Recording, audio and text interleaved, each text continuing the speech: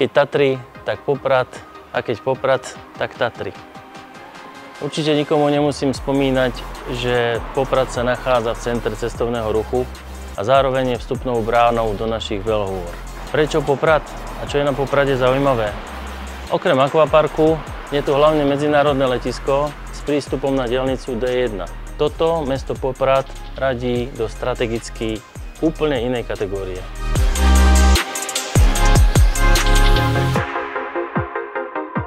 Prečo spomínam Poprad? Pretože vám chcem ukázať jeden špičkový dvojpodlažný mezonetový byt vo VIP lokalite priamo v centre mesta Poprad.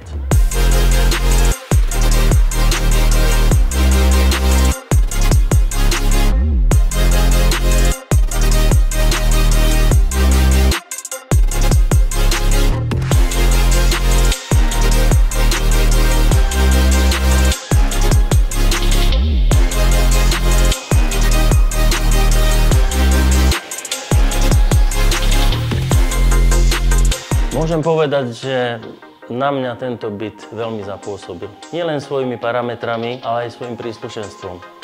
Predstavte si, že máte parkovacie miesto v uzavretej zóne, plus ešte vlastné parkovacie miesto v súteréne bytového domu. Máte tu lodžiu, krásnu veľkú, kde sa dá aj posedieť, máte pivnicu. A čo je vrchol, tak je tento krb.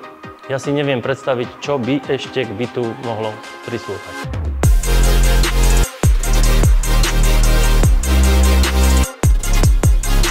Byt je dvojpodlažný. Teraz sa nachádzame v dennej časti a ideme si schodiskom pozrieť nočnú časť.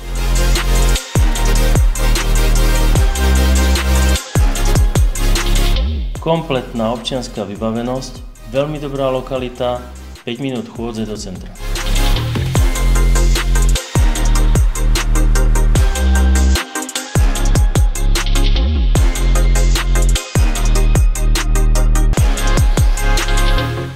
Ako sa hovorí, lepšie je raz vidieť, ako 100-krát počuť.